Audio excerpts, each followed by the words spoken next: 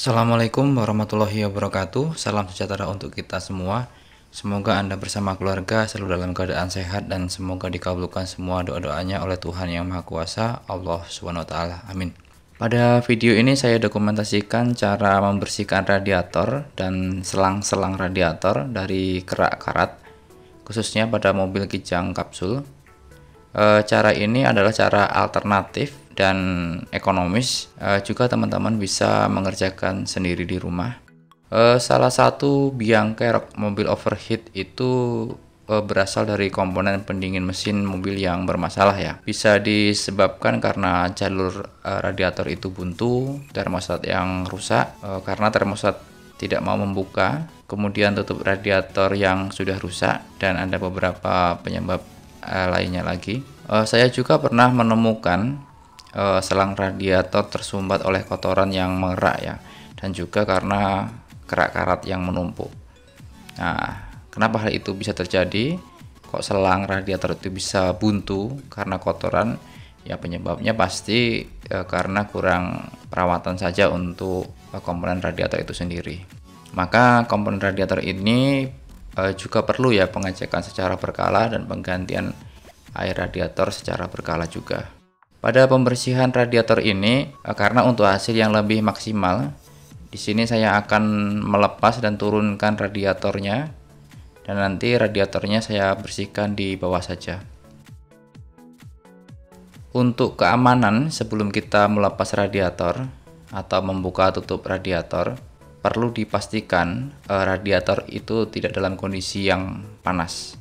Karena jika radiator dalam kondisi yang masih panas dan tutup radiator itu dibuka, hal yang akan terjadi adalah air radiator yang dalam keadaan panas tersebut akan menyembur keluar. Dan ini bahaya sekali jika air radiator yang masih panas itu mengenai kulit. Untuk memastikan masih ada tekanan atau tidak di dalam radiator, bisa dengan cara menekan selang ini. Jika selang yang ini kita tekan terasa keras atau pejal, berarti masih ada tekanan di dalam radiator atau di dalam selang itu. Jadi bahaya sekali jika kita membuka tutup radiator dalam kondisi seperti ini. Kemudian jika kita tekan selang ini terasa lembut atau terasa lentur seperti ini, berarti tekanan air radiator sudah berkurang atau tidak ada tekanan lagi. Ini sudah aman untuk membuka tutup radiatornya. Kemudian dalam membuka tutup radiator ini ada dua step atau dua kali putaran ya. Saat putaran pertama seperti ini, ini ditandai tutup radiator ini sudah bisa digoyangkan seperti ini, tapi tutup radiator ini belum bisa dilepas karena masih nyangkut ya. Dan ini kondisi radiator itu sudah tidak tertutup rapat, sehingga jika masih ada tekanan air panas di dalam radiator, maka air itu tidak langsung menyembur ke arah muka kita. Hal ini hanya untuk mengantisipasi saja, ya, dikhawatirkan jika masih ada tekanan dari dalam radiator ya. Kemudian untuk melepas tutupnya, kita putar kembali satu kali sampai tutup itu terlepas. Jadi dalam membuka tutup radiator itu jangan langsung dibuka lepas gitu ya. Bisa diperhatikan di sini terlihat tutup radiator ini kotor oleh noda karat. Untuk informasi ya, untuk radiator ini sebenarnya memakai coolant bukan air biasa. Yang jadi penyebabnya di sini karena memakai coolant yang kualitasnya itu kurang bagus ya. Coolant yang kurang bagus itulah yang menyebabkan timbulnya karat pada komponen radiator. Saya pernah memakai coolant yang murah, jadi setelah dipakai sekitar 3 bulan, air yang warnanya berwarna hijau ini berubah semakin jernih. Kemudian setelah dipakai 6 bulan, air menjadi jernih seperti air biasa. Langsung saja kita kerjakan. Pertama kita lepas semua selang radiatornya, kemudian kita lepaskan termostatnya. Intinya kita lepas total ya, yang berhubungan dengan jalur air dari radiator itu sendiri. Yang pertama kita lepas termostatnya. Caranya di sini lepaskan dua baut. Untuk cover atau housing termostatnya ini memakai kunci 12.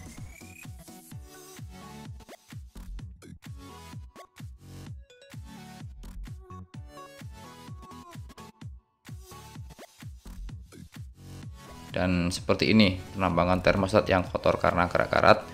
Jadi kerak-kerak ini sulit jika dibersihkan hanya disikat saja atau menggunakan cairan sabun.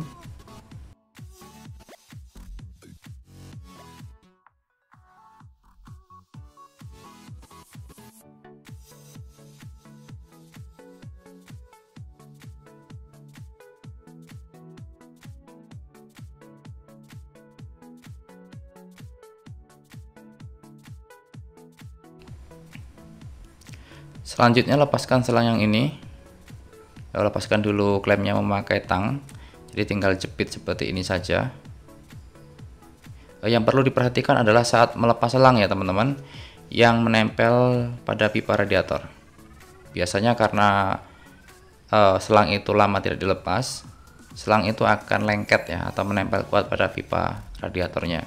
Jadi usahakan untuk tidak melepas selang itu dengan cara ditekuk ke atas, ke bawah, kanan kiri gitu. Jadi dikhawatirkan kalau kita melepasnya dengan cara ditekuk-tekuk itu, pipa radiatornya nanti bisa patah. Apalagi untuk mobil yang sudah berumur, biasanya pipa radiatornya itu sudah tipis karena korosi. Untuk selang bypass juga kita lepas.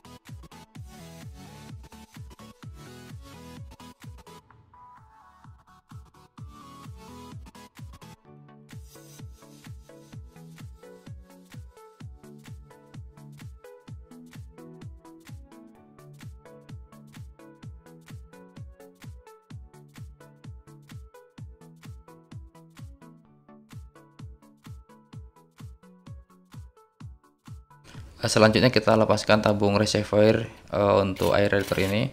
Sebenarnya untuk melepas tabung reservoir ini tinggal ditarik saja ke atas ya tabungnya. Karena berhubung bracket pada reservoir ini sudah patah, jadi saya lepas sekalian saja bracket yang patahnya tersebut. Selanjutnya kita lepas 4 baut untuk pengikat cover radiatornya atau tutup radiatornya. 2 bautnya ada di sini dan 2 baut lagi di sebelah sini.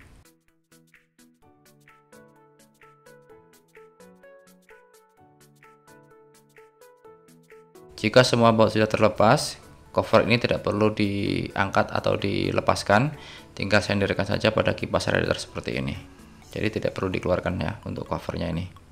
Selanjutnya untuk mengangkat atau melepas radiatornya, kita cukup melepaskan 4 baut pengikat radiatornya.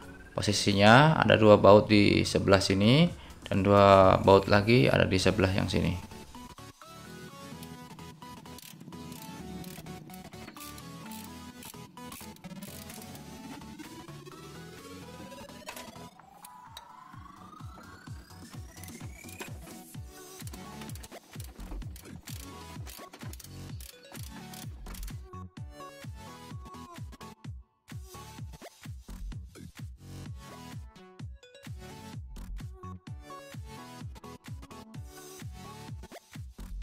Kita lanjutkan. Jika 4 baut itu sudah terlepas, tinggal kita angkat ke atas secara perlahan radiatornya. Hati-hati saat mengangkat radiator, jangan sampai radiator ini, khususnya pada kisi-kisi radiator itu tersenggol benda keras, karena jalur ini rawan rusak. Jika kisi-kisi ini terluka, dikhawatirkan bisa membuat jalur air pada kisi-kisi ini terluka dan bocor. Seperti inilah penampakan radiatornya. Nah, bisa dilihat kisi-kisi bagian bawah radiator ini tertutup oleh kotoran ya. Celah kisi-kisinya juga banyak yang tertutup atau buntu oleh kotoran seperti ini. Jadi hal sepele ini juga yang menyebabkan sirkulasi udara yang berfungsi membantu meningkatkan radiator menjadi terhambat. Jadi seharusnya udara yang mengalir dari depan itu bisa mengalir bebas melalui celah kisi-kisi ini, yang seharusnya udara itu melewati kisi-kisi untuk mendinginkan radiator, ini malah terhambat oleh kotoran yang menutup jalur pada kisi-kisi radiator ini. Seperti inilah penampakan pada bagian dalam selang radiator penuh dengan kerak-karat. Berikutnya ini pada bagian dalam radiatornya.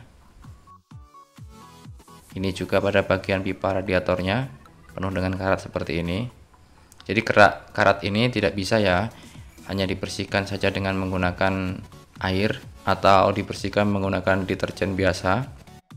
Jadi nanti saya akan membersihkannya di sini menggunakan cairan pembersih lantai.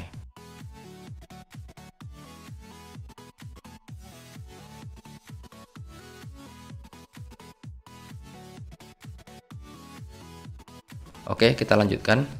Pertama, kita akan membersihkan karat pada radiator terlebih dahulu. Langkah pertamanya kita tutup semua lubang pada radiator memakai plastik seperti ini.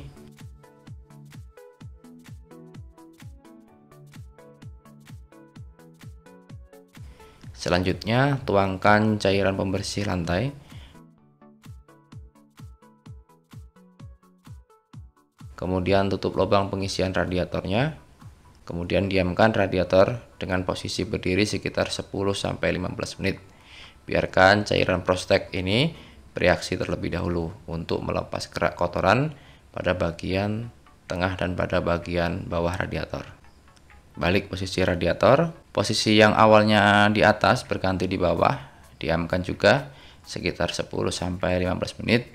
Biarkan cairan prostek itu bereaksi membersihkan kerak karat pada bagian atas radiator yang sebelumnya tadi tidak terendam oleh cairan prostek.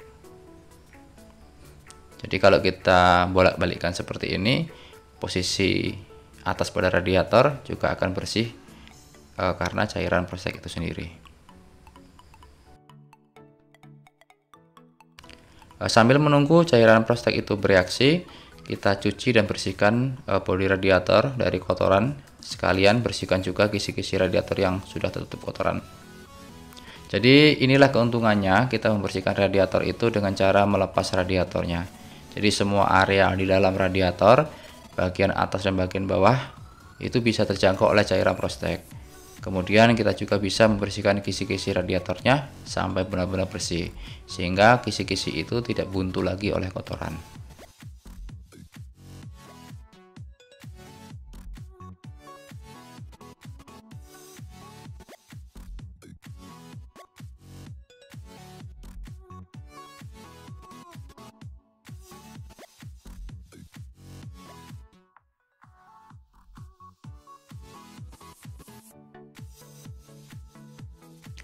Jika sudah, kita keluarkan cairan prostek yang ada di dalam radiator. Selanjutnya bilas bagian dalam radiator itu sampai benar-benar bersih.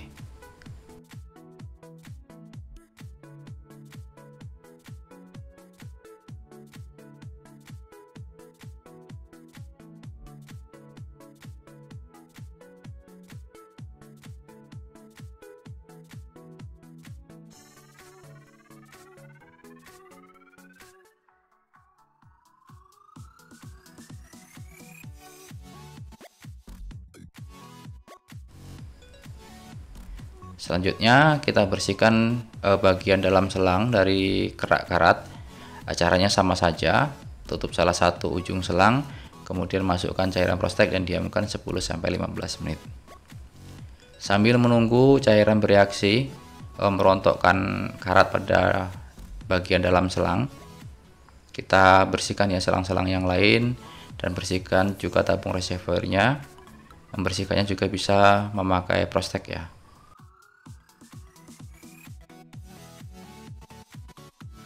Jadi hasilnya seperti ini setelah dibersihkan menggunakan cairan prostek.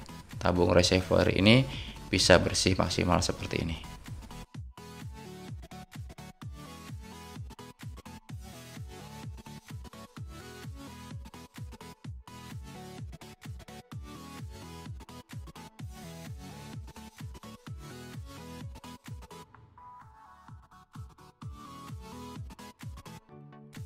Untuk membersihkan kerak karat di bagian dalam selang itu bisa menggunakan cara seperti ini, memakai apa ini namanya ya, spons alat cuci panci ya, yang model kawat seperti ini, yang diikat kedua sisinya memakai tali.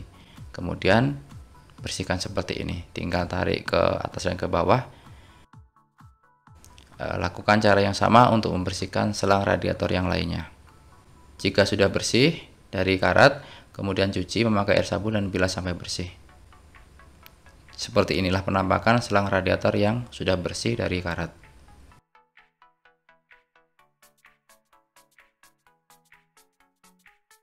Nah, di sini karena cat radiator dan pada bracket-bracket radiatornya ini sudah mengelupas. Nah, ini saya cat ulang supaya tampilannya itu lebih bersih saja ya. Sambil menunggu cat radiator tadi kering, kita cek fungsi termostatnya terlebih dahulu. Cara mengecek termostat seperti ini. Kita perhatikan pada bagian yang ada karet hitam ini ya. Ini awalnya karet ini rapat seperti ini kan. Nanti kita rebus jika air sudah panas dan pada bagian ini akan membuka. Jadi di sini tandanya kalau karet ini mau membuka atau pernya ini mau membuka, jadi termostat ini masih dalam kondisi berfungsi gitu. Sebenarnya pengecekan termostat dengan cara direbus seperti ini tidak akurat ya. Jadi pengecekan dengan cara direbus ini hanya sekedar untuk memastikan saja termostat itu masih berfungsi atau tidak. Untuk lebih akuratnya, jika punya termometer ya, itu bisa dicek berapa suhu yang diperlukan untuk membuka termostat tersebut. Normalnya pada termostat ini akan membuka pada suhu 80 derajat. Kita lihat di sini pada bagian ini yang ada karetnya ini, termostat ini bergerak membuka. Berarti termostat ini masih berfungsi. Jika termostat ini sudah tidak mau membuka lagi, berarti termostat itu sudah rusak. Nah, jika termostat ini tidak membuka, itulah yang menyebabkan air radiator itu tidak bisa bersirkulasi dengan normal, dan itulah yang menyebabkan mesin itu bisa overheat. Oke, langkah selanjutnya kita pasang kembali radiator dan selang-selangnya atau perangkat radiatornya kita pasang kembali. Yang pertama kita pasang radiatornya dulu, kemudian kencangkan bautnya. Selanjutnya pasang cover radiatornya juga. Pastikan semua baut terpasang dan mengikat kuat.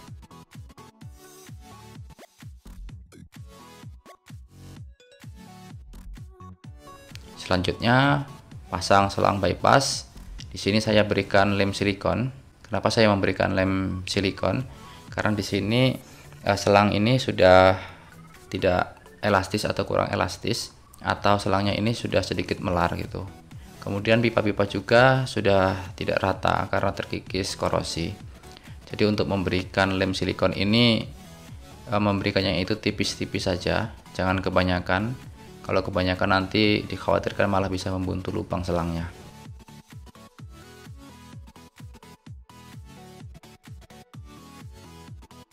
Selanjutnya pasang selang bypass.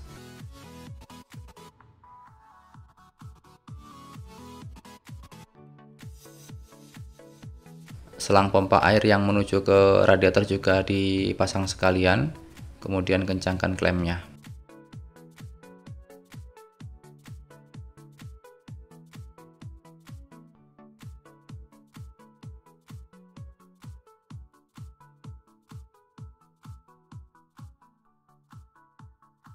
Selanjutnya pasang selang ke cover termostat atau ke housingnya termostat ini ya. Berikan lem silikon sedikit saja, tipis-tipis saja, kemudian tancapkan selangnya dan pasang klemnya. Di sini terlebih dahulu saya akan melakukan pembilasan radiator. Jadi termostatnya tidak saya pasang dulu ya. Jadi di sini saya hanya pasang sealnya saja. Jadi tujuannya memasang sealnya ini untuk mencegah kebocoran. Kemudian kita pasang cover termonya saja. Jadi pembilasan ini perlu dilakukan tujuannya supaya sisa-sisa karat yang tidak keluar saat kita membersihkan tadi, atau sisa-sisa karat yang rontok pada proses pembersihan radiator sebelumnya itu bisa terlepas dan tidak akan menyumbat pada termostat itu sendiri. Kemudian kita kencangkan bautnya pasang sekalian bracket tali gas ini dan kencangkan bautnya.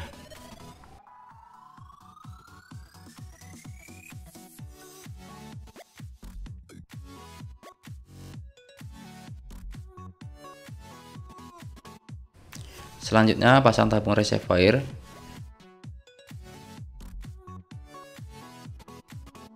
Pasang selang dari tabung reservoir ke radiator.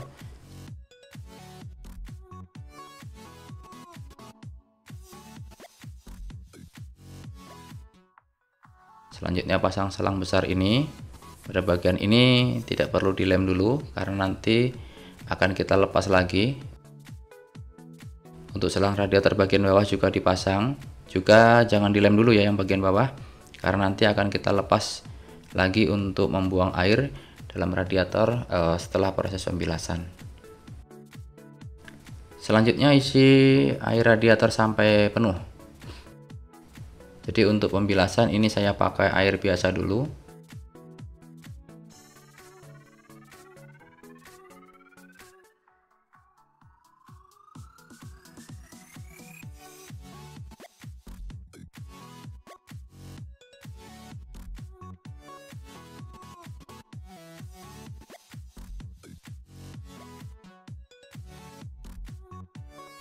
Kemudian isi air pada tabung reservoir sampai level full.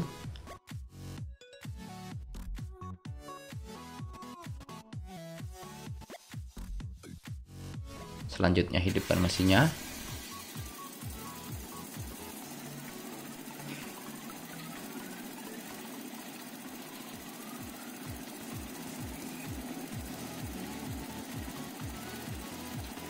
Biarkan gelembung udara ini keluar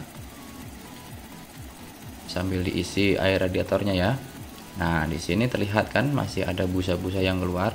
Nah, busa-busa ini sisa dari cairan prostek yang kita gunakan untuk membersihkan radiator tadi.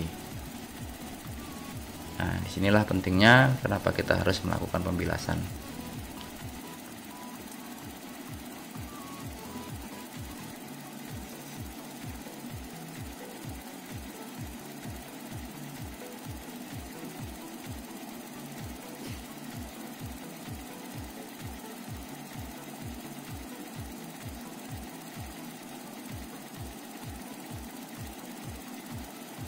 Kemudian pastikan tidak ada gelembung udara yang keluar dan tambahkan air sampai full. Setelah itu tutup radiator.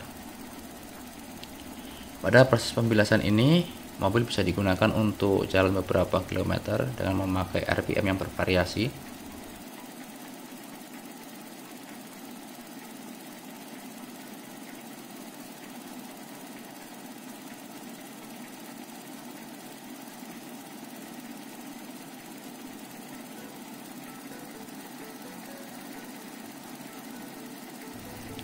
Kemudian lepaskan selang radiator yang bagian atas yang ini.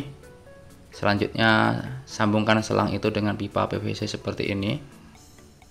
Untuk pipa yang di radiator ini kita tutup dulu ya, memakai plastik seperti ini. Setelah itu hidupkan mesin dan masukkan air bersih pada lubang pengisian radiator seperti ini. Lakukan proses ini beberapa saat sampai benar-benar yang keluar itu air yang jernih.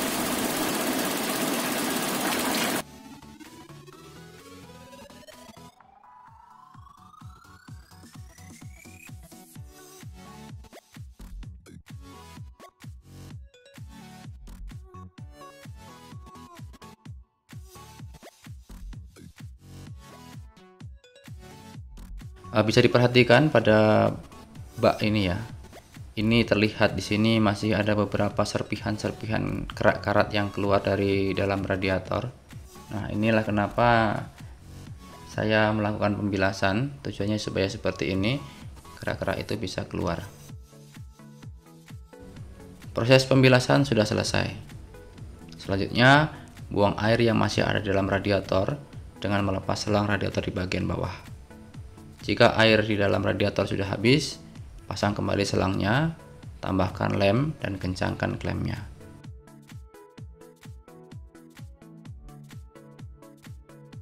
Selanjutnya kita akan mengisi radiator itu menggunakan cairan coolant.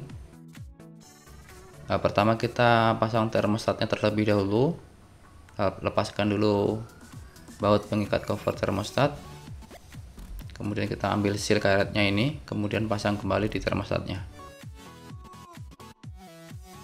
Pemasangan termostat itu jangan asal pasang saja. Yang perlu diperhatikan di sini ada tanda segitiga seperti ini. Dan kemudian pada termostat ini ada lubang ya, yang ada besinya kecil, yang goyang-goyang seperti ini. Ini pentilnya ini disebut dengan single valve. Posisi lubang pada termostat ini lurus ya, dengan tanda segitiga seperti ini. Ini harus lurus posisinya. Setelah termostat dipasang dengan posisi yang benar, kemudian pasang kembali covernya dan kencangkan baut covernya.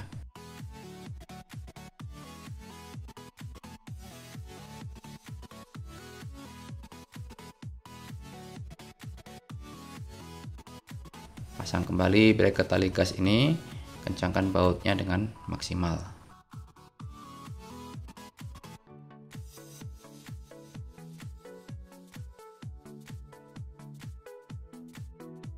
Berikutnya berikan lem silikon tipis-tipis saja pada pipa radiator ini. Usahakan memberikan lem itu dengan merata, kemudian pasang selangnya dan pasang klem selangnya. Jika semua selang sudah terpasang dan dipastikan klemnya juga sudah mengikat kuat, kemudian isi air radiator itu memakai cairan coolant sampai penuh. Selanjutnya hidupkan mesinnya. Jika coolant pada radiator itu berkurang, isi kembali sampai penuh. Biarkan gelembung-gelembung udara itu keluar. Jika sudah tidak ada lagi gelembung-gelembung udara yang keluar, isi kembali radiator menggunakan coolant sampai penuh, kemudian tutup radiatornya.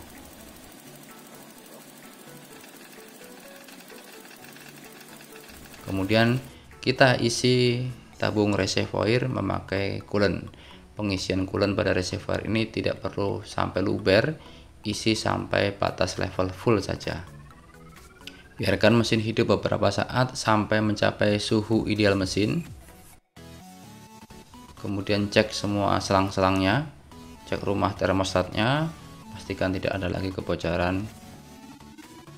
Yang terpenting juga dicek indikator suhu yang ada di speedometernya. Prosesnya ini sudah selesai. Jangan lupa ya untuk teman-teman untuk selalu mengecek air di dalam radiator. Cek juga air yang ada pada tabung reservoir secara berkala. Jadi radiator yang normal itu ditandai dengan coolant atau air radiator pada radiator dan pada tabung reservoir itu tidak berkurang secara signifikan. Jadi normalnya berkurangnya itu misalnya kita sudah menempuh jarak tempuh sekitar 500 km lebih. Kemudian di tabung reservoir itu berkurang kira-kira setengah senti atau 1 senti. Itu masih di tahap normal. Jadi berkurangnya air radiator itu bisa disebabkan karena proses penguapan air radiator itu sendiri. Jadi yang perlu dicurigai itu jika air pada reservoir itu berkurang secara signifikan atau bahkan sampai habis setelah kendaraan itu digunakan beberapa puluh kilometer. Oke, cukup sekian. Semoga video ini ada nilai manfaatnya. Saya akhiri, wassalamualaikum warahmatullahi wabarakatuh.